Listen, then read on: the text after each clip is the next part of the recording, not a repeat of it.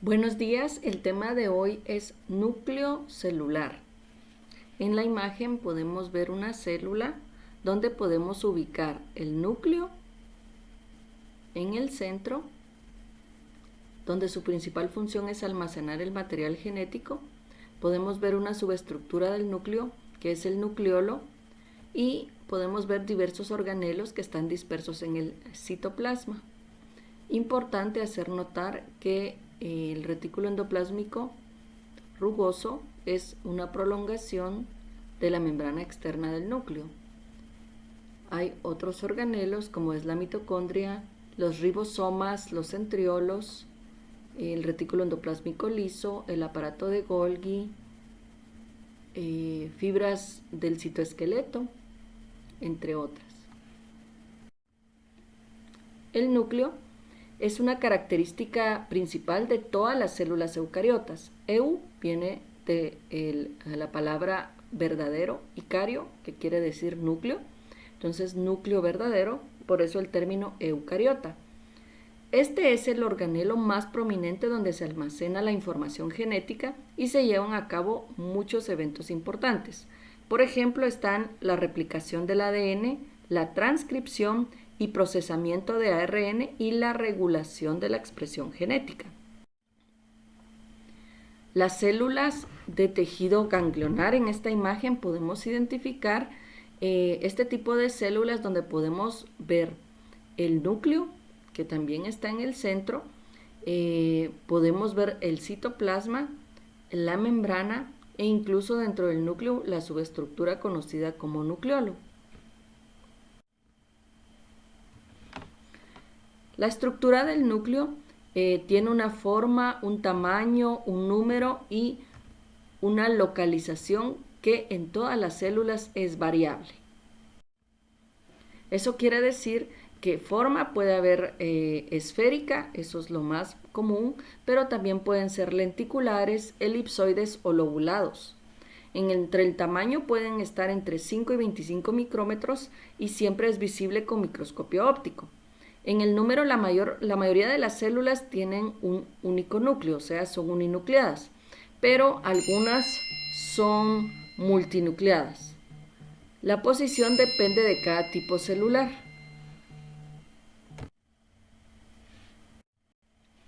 Aquí podemos ver imágenes donde vemos una variedad de núcleos, las cuales presentan los leucocitos, que son glóbulos blancos y los podemos clasificar dependiendo de la forma de su núcleo. Podemos ver los neutrófilos aquí que están en la imagen, que tiene 57 a 67% en porcentaje presente en la sangre periférica. Y estos neutrófilos, la característica es que tienen su núcleo lobulado, como lo pueden observar. De ahí están los linfocitos al lado derecho, esos se encuentran en sangre periférica en un 25 a 33%, y esos, si ven, es un núcleo muy grande, muy prominente y se ve poco citosol. De ahí podemos observar abajo a la derecha los monocitos, que son un 4 a 8% presentes en las células periféricas. En la sangre periférica, la característica del núcleo es que es en forma de herradura. De ahí están los acidófilos, que podemos encontrarlos del 2 al 4% en sangre periférica, y eso sí pueden observar, es prácticamente todo núcleo, no hay citoplasma, ¿verdad? Y la característica es que cuando se tiñe se ve como rojo, ¿verdad? Y de ahí está el basófilo, que es de 0 a 1% presente en sangre periférica, y los basófilos comúnmente tienen también la característica que el núcleo es prominente, casi todo es núcleo, hay muy poco citoplasma, apenas se puede observar, y cuando se tiñe de un color más azul. Las partes del núcleo podemos encontrar la envoltura nuclear, la membrana externa, la membrana interna, un espacio perinuclear que contiene poros nucleares, y después tenemos la lámina nuclear, el nucleoplasma, la matriz nuclear, el nucleolo y la cromatina. Aquí en la imagen podemos observar en el lado izquierdo muy bien la envoltura nuclear. También podemos ver el nucleoplasma, que es la parte interna del núcleo, donde contiene la cromatina y la subestructura que conocemos como nucleolo. También alrededor de la envoltura nuclear o membrana nuclear podemos ver el complejo del poro. En la imagen de la derecha vemos muy bien también la membrana nuclear. La membrana nuclear, si ustedes se dan cuenta, tiene ribosomas adheridos y de la membrana nuclear externa se da la prolongación de el que va a ser parte del retículo endoplásmico rugoso, por eso observamos los ribosomas adheridos. Y en el interior podemos ver el nucleoplasma, podemos ver la lámina nuclear, que es perinuclear, ¿verdad? Está en la orilla de la membrana interna y también participa en el anclaje de la cromatina que está dispersa dentro del nucleoplasma. Vemos también la cromatina que está dispersa dentro del nucleoplasma y observamos también en la membrana los poros nucleares, que es como se comunica la membrana nuclear con el citoplasma. Nuevamente aquí queremos hacer énfasis a la membrana nuclear, recordando que tiene una membrana externa y una membrana interna y que la estructura de la membrana es igual que todas las membranas, como ya hemos conocido, que es una bicapa lipídica, ¿verdad? Con mecanismos de transporte especiales y también los poros nucleares, que son importantes para este mecanismo de transporte. Empezando a ver la estructura, vamos a hablar de la envoltura nuclear. Como dijimos, es bimembranosa, tiene una membrana interna y una membrana externa. La función es rodear al contenido que está dentro del núcleo y separarlo del citoplasma. Como dijimos, cada membrana es una bicapa fosfolipídica. La membrana externa, como mencionamos anteriormente, se continúa con la del retículo endoplásmico rugoso y posee ribosomas. Aquí tenemos la estructura del poro nuclear, que si ustedes ven, aquí hay un corte donde se ve, es un corte sagital. Podemos ver que está formado de 8 radios ensamblados alrededor de un canal. Y como es un corte sagital, solo vemos 4, ¿verdad? Como la mitad. Pero en diámetro son 8. Los radios están unidos por un anillo que está en la membrana externa, uno hacia la membrana externa, hacia el citoplasma, y otro anillo que da hacia en la membrana interna que da hacia el citoplasma, o sea, al interior del núcleo, al nucleoplasma, que es el interior del núcleo. La proteína tiene en el centro una proteína que es una especie de canal que permite el transporte y la comunicación entre el citoplasma y el nucleoplasma, que es la parte interna del núcleo. En el lado del núcleo podemos observar que hay una estructura de fibras proteicas en forma de canasta, que también contribuyen al transporte y comunicación del citoplasma y el interior del núcleo, que es el leucoplasma. Aquí nuevamente tenemos el poro nuclear. Tenemos la estructura, aquí se ve todo el diámetro donde se ven los 8 radios. Si ustedes pueden ver el anillo externo e interno y la proteína de canal que está en el centro. El poro nuclear, ¿qué nos permite o qué contribuye? Selecciona las moléculas, o sea, también hay un mecanismo de transporte selectivo. También puede permitir o participa en transporte ya sea pasivo y activo, ¿verdad? Comúnmente lo que va a ingresar al núcleo son proteínas y lo que va a salir del núcleo son los ARNs que fueron sintetizados dentro del nucleolo y que van a salir a la parte externa a cumplir sus funciones en el citoplasma. También, como dijimos, la salida de subunidades específicamente son subunidades ribosomales, porque es el ARN ribosomal el que se sintetiza en el nucleolo. Son los que salen del núcleo para cumplir sus funciones en el citoplasma. Transporte selectivo de moléculas a través de la membrana nuclear. Y aquí vamos a hablar entonces de la importación primero. Entonces, ¿qué necesita importar? Entonces mencionamos que son algunas proteínas las que necesitamos que del citoplasma ingresen al interior del núcleo y utilizamos el poro nuclear.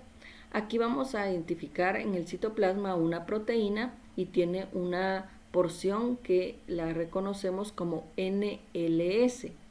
Esta es reconocida por un receptor que es una proteína de transporte que la denominamos importina nuclear. Y aquí podemos ver que estas importinas tienen dos subunidades A y B. Entonces, cuando están unidas a la proteína que quieren importar, se forma un complejo que contiene la proteína con su secuencia nuclear, NLS, que es la de reconocimiento, y la importina. Estas ya unidas forman filamentos, se unen a los filamentos del poro nuclear para poder ingresar al interior. Entonces aquí en el paso 3 mencionan que este complejo ya de importina unido a la proteína con su secuencia NLS es translocado a través del poro nuclear. En el lado del núcleo del poro ya la mercancía, que es la proteína con la importina, se rompe.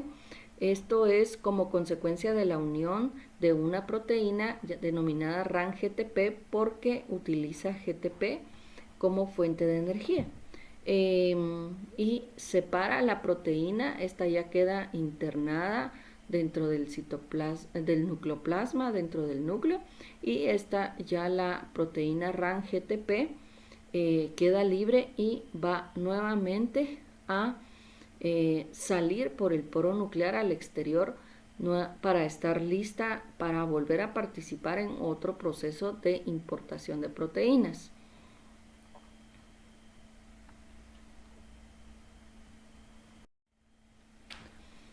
Ahora vamos a ver un ejemplo de transporte selectivo de moléculas a través de la membrana, que es exportación. ¿Qué queremos exportar? ¿Qué se sintetiza dentro del núcleo? Se pueden sintetizar ARNs, ¿sí? Con el proceso de transcripción se sintetizan los ARNs y también las subunidades ribosomales que se sintetizan, ARN ribosomal que se sintetiza en el nucleolo. Estos se sintetizan en subunidades que deben salir, viajar del interior del núcleo hacia el citoplasma para afuera del núcleo en el citoplasma ensamblarse y formar estructuras que van a ser funcionales para la traducción o síntesis de proteínas. Otra estructura del núcleo sería la matriz nuclear. La matriz nuclear es una red de proteínas fibrosas que brindan soporte estructural interno al núcleo.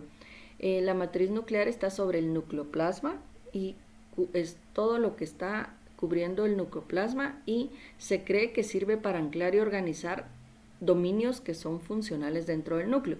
Como es la cromatina, sería un dominio funcional, ancla la cromatina, también ancla las fábricas de replicación de ADN, porque aquí también se lleva a cabo la replicación del ADN en el núcleo, y también ancla las estructuras que permiten transportar el ARN fuera del núcleo.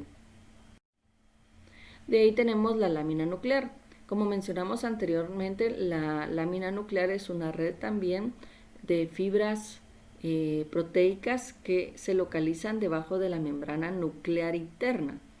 Estas comunican o constituyen, está constituida por tres láminas que son filamentos intermedios y están clasificadas como láminas A, B y C. Forman soporte estructural a la envoltura nuclear y sirven para anclar la cromatina también, participan en este anclaje. La degradación y reconstrucción de la envoltura nuclear es importante, la participación de la lámina para que cuando se va a dividir la célula en la mitosis se puedan romper el núcleo y desintegrar, y cuando se forma la nueva célula y forma su nuevo núcleo participan nuevamente en la reconstrucción de esta membrana nuclear. El nucleolo es una subestructura nuclear muy importante porque es el sitio donde ocurre la transcripción y el procesamiento de ARN ribosomales. Y aquí también es donde se ensamblan las subunidades ribosomales. Posee 3 regiones importantes. Una región que es la organizadora del nucleolo. ¿Qué se encuentra ahí? Se encuentra ADN con copias de los genes para ARNA. De ahí se encuentran unas fibrillas, que es el ADN que está siendo transcrito en ARN ribosómico. Y por último podemos observar también una zona de gránulos, que es ARN, que están empaquetados con proteínas, que estas proteínas son las que están importadas del citoplasma, que nos sirven para formar subunidades ribosomales. La cromatina son fibras de ADN, ARN y proteínas que estas forman lo que son los cromosomas. La cromatina la podemos observar específicamente en la interfase, que es una fase del ciclo celular.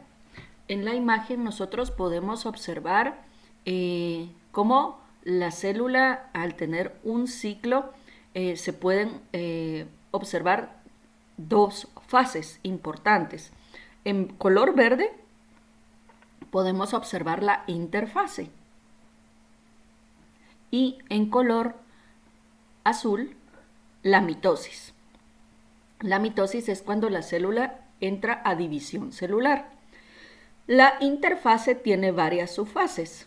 Está la fase G0, que es posterior a la mitosis, es cuando está la célula naciente, acaba de dividirse y es la célula hija que empieza a crecer, ¿verdad? Está en intensa división de su ADN, en intensa transcripción de su ADN a ARN, y acá es cuando llega a prepararse para entrar a la fase S, que es cuando el ADN se replica o duplica. Si el ADN se duplica o replica en la fase S, quiere decir que ya se está preparando para la división celular. Posteriormente de la fase S viene la fase G2, que esta es la última etapa de la interfase, donde termina de transcribir o sintetizar sus proteínas. La célula termina de crecer para estar lista para la mitosis o división celular. Entonces, ¿por qué es importante saber esto? Porque la cromatina comúnmente la observamos solo en la interfase. Nosotros observamos en mitosis los cromosomas estructurados, pero en interfase la observamos como cromatina, que es dispersa. Y hay 2 clases de cromatina. Podemos observar la eucromatina y la heterocromatina. La eucromatina es una cromatina descondensada y laxa. Cuando decimos descondensada y laxa, quiere decir que está dispersa, no está empaquetada en proteínas, histonas, sino que está dispersa y en todo el núcleo.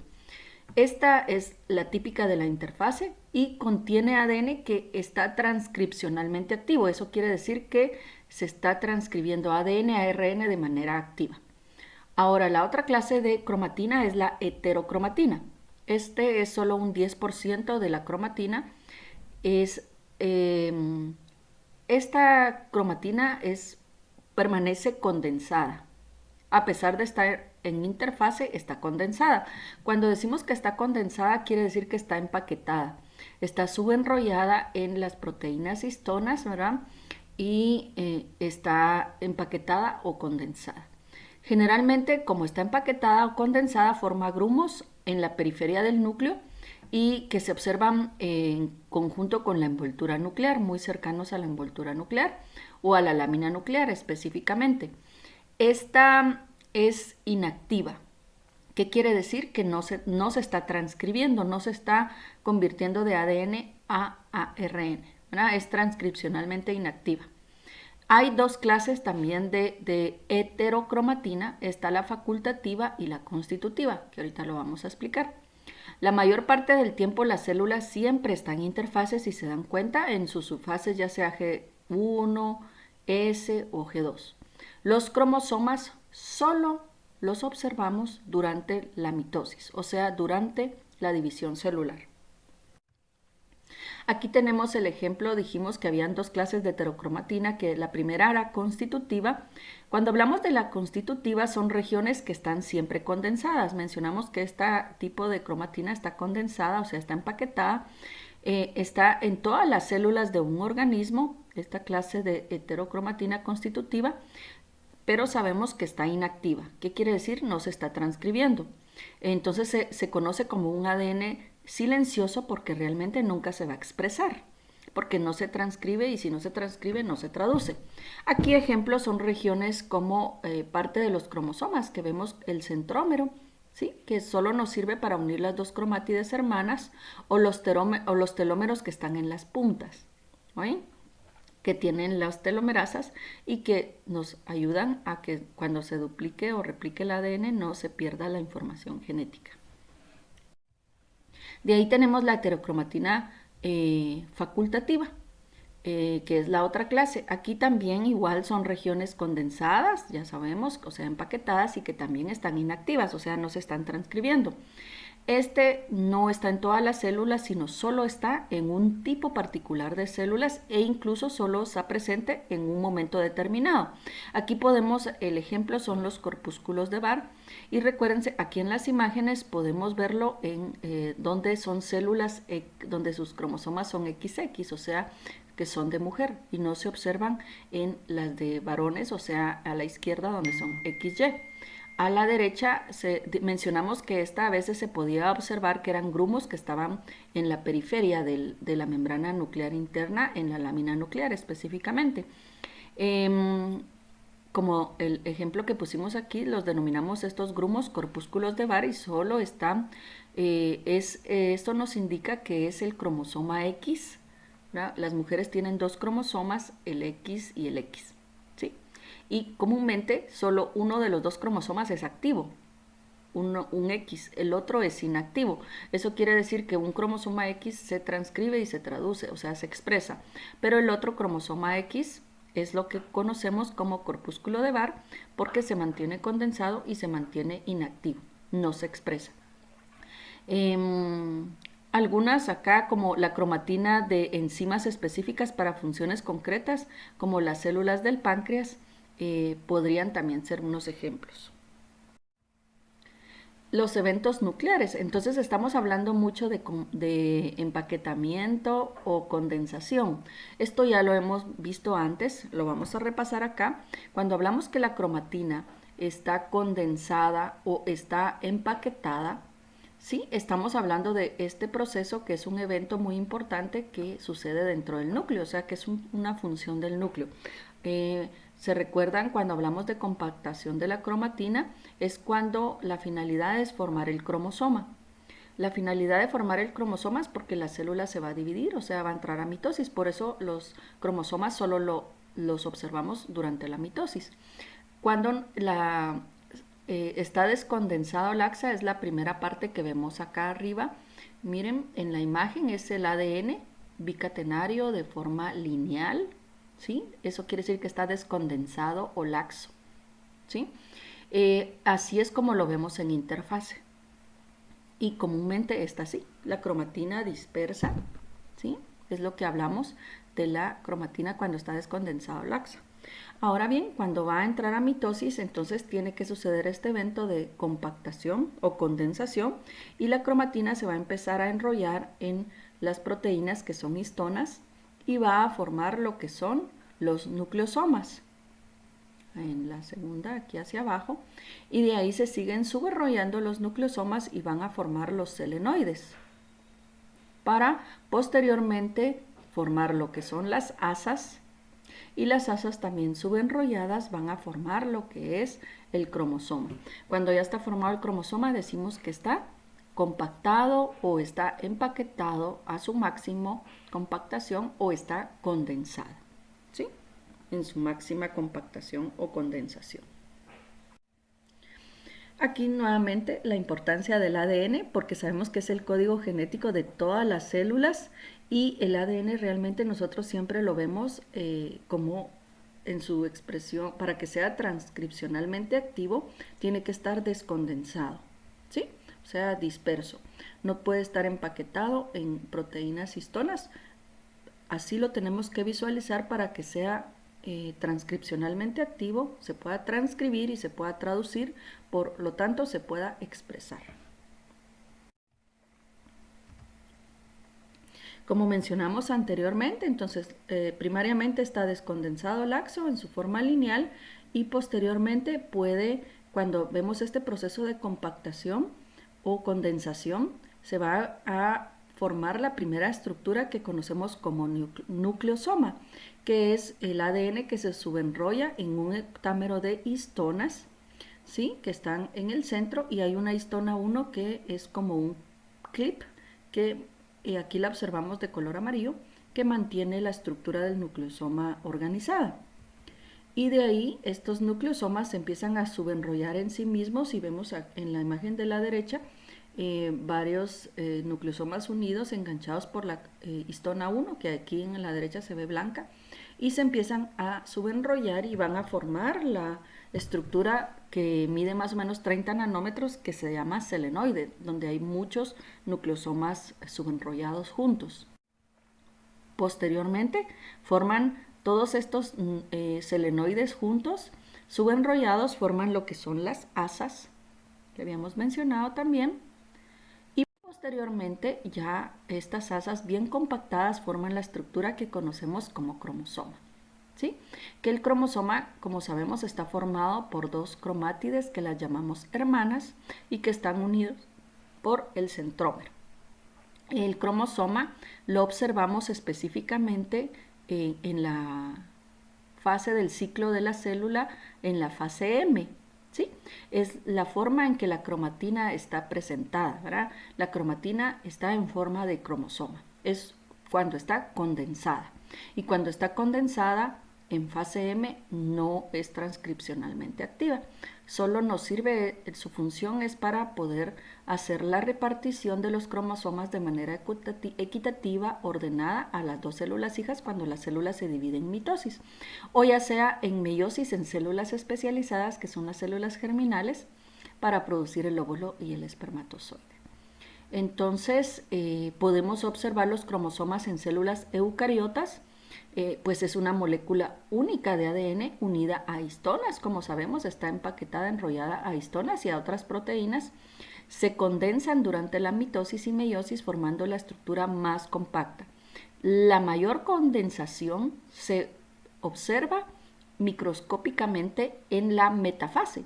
La metafase es una fase de la mitosis o meiosis, ¿verdad? Y ahí es cuando está la mayor compactación y donde podemos visualizarlos bien su estructura. De ahí también podemos observar en bacterias los cromosomas. Aquí es diferente porque los observamos de manera circular. Y también se asocia a algunas proteínas, pero no las denominamos histonas porque no son de tipo histonas. Y pues estos cromosomas bacterianos, que son circulares, contienen el genoma principal de una célula bacteriana. Los cromosomas humanos los podemos decir pues que son, hay dos clases, están los que denominamos autosomas, que son los cromosomas diferentes a los cromosomas sexuales. En seres humanos existen 22 pares de autosomas, ¿sí? Del 1 al 22, digamos, en parejas, el cromosoma 1, 2, 3, 4, 5, todos estos numerados hasta el 22, y la pareja 23 serían los cromosomas sexuales. Entonces, cromosomas sexuales son la otra clase que los conocemos como cromosomas que son diferentes en los dos sexos y que están implicados en la determinación del sexo. Entonces, ahí el ejemplo es el cromosoma X, ¿verdad? Y el cromosoma Y. Que, como sabemos, las mujeres tienen dos cromosomas X y los varones tienen un cromosoma X y un cromosoma Y. Entonces, cromosomas sexuales solo tenemos dos, ¿sí? Y autosomas sí tenemos 22 pares. En cambio, sexuales solo un par. Si son mujeres, 2X, y si son varones, un X y un Y. Aquí tenemos el ejemplo de un cariotipo humano. Tenemos una fotografía del juego completo de los cromosomas de una célula y, si se dan cuenta, se organizan en parejas, ¿sí? Como sabemos que tenemos todos en pares, estos dos se llaman cromosomas homólogos. Tenemos dos cromosomas 1, ¿sí? Los dos son cromosomas 1, entonces se conocen como homólogos, ¿verdad? Es como si fueran cromosomas hermanos, pero pues nosotros les damos el nombre de homólogos. Y entonces el cromosoma 2, hay 2 también, 3, y de todos están en parejas, ¿verdad? Y todos se denominan homólogos. O sea que el cromosoma 1, un cromosoma 1 y un cromosoma 2 no son homólogos, ¿verdad? Sino que homólogos son los dos cromosomas 1, los dos cromosomas 2. E igualmente podríamos decir, en la izquierda, en la imagen de la izquierda, si se dan cuenta, son dos cromosomas homólogos X. O sea que es un cariotipo que identifica una mujer, ¿sí? El cariotipo, de la derecha, si nos damos cuenta en los cromosomas sexuales, tiene un X y un Y. Igual identificamos muy bien por el tamaño, comúnmente el cromosoma X es muy grande y el cromosoma Y es bastante pequeño. Entonces aquí tenemos cabal los 22 cromosomas que son autosomas en parejas y los últimos que son la única pareja que son los cromosomas sexuales. El cariotipo humano están todos organizados, si se dan cuenta, o ordenados en base a su tamaño y en base a su forma, ¿sí? Y están teñidos, tienen una tinción que en este caso, este cariotipo tiene una tinción de Giemsa, que tiñe de diferentes colores las bases nitrogenadas y por eso los vemos unos colores oscuros, unos colores grises o unos colores blancos, ¿verdad? Que generan estas bandas, como ya el hombre o el humano ya conoce la secuencia, ahora los investigadores, los científicos, pues ya los pueden organizar según sus bandas y cómo se bandean y el tamaño de cada uno, porque se dan cuenta que los tamaños y las formas son diferentes, entonces muy bien reconocen los cromosomas homólogos y los ordenan, y esto es el cariotipo humano, que nos sirve para diagnóstico de enfermedades genéticas. Aquí, como hablamos de los cromosomas, si se dan cuenta, en la imagen izquierda están las partes del cromosoma que habíamos mencionado. Cada una se denomina cromátide y son dos cromátides las que forman un cromosoma. Están unidas por el centrómero. No siempre el centrómero está en el centro, en esta imagen lo vemos en el centro, nos permite estar unidas y tiene brazos hacia arriba que son los brazos P, ¿sí? Y los brazos de abajo los denominamos brazos Q. Y como les dije, las puntas o los extremos se denominan telómeros. En la imagen de la derecha estamos viendo cómo se clasifican los cromosomas. Tenemos los que tienen el centrómero en el centro, se denominan metacéntricos. Los que tienen el centrómero, un poquito más arriba, o sea que tienen los brazos P un poco más cortos que los brazos Q, se denominan submetacéntricos. Y hacia la derecha vemos nuevamente otro donde todavía son más cortos los brazos P que los brazos Q. Y eso se denomina acrocéntrico. Y telocéntrico cuando prácticamente el brazo P, si se dan cuenta, es casi inexistente o a veces lo podemos ver demasiado pequeño, ¿ya? Pero lo más presente o significativo serían los brazos Q. Y eso se llama telocéntrico. Aquí tenemos un ejemplo entonces de cromosoma 1 que sería metacéntrico. Miren, o sea que tiene el cromosoma 1 está clasificado como metacéntrico y tiene su centrómero en el centro, ¿verdad? Tienen los brazos cortos y largos aproximadamente del mismo tamaño. Entonces aquí donde dice CEN en la imagen, ese es el centrómero. Aproximadamente, como dijimos, la misma longitud del brazo P y el brazo Q. Vamos a esto, miren. Entonces aquí es donde podemos ver un cromosoma 9 y cómo están identificados los locus. Por eso podemos ver, nosotros podemos identificar es el gen tal, el locus tal del cromosoma, es un lugar específico, ¿verdad? Del cromosoma 9 en el brazo Q, el locus P, el locus 23, digamos, es un lugar específico. O en el cromosoma 9, en el brazo Q, el locus 33, ¿sí? Es el alelo que expresa el color de la piel, por decir, ¿verdad? Entonces, eso es a lo que se refiere lo que es un locus.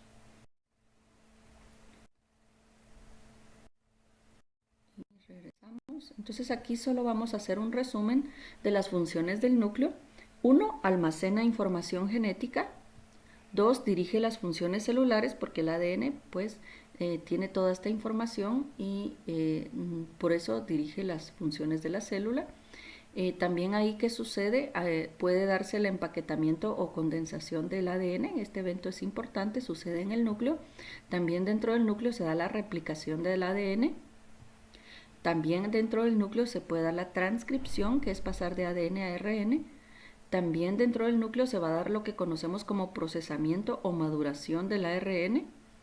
Y también dentro del núcleo, o específicamente en la subestructura nucleolo, vamos a formar las subunidades ribosomales. O sea, dentro del nucleolo se da la transcripción de las subunidades de ARN ribosomal. Muy bien, muchas gracias.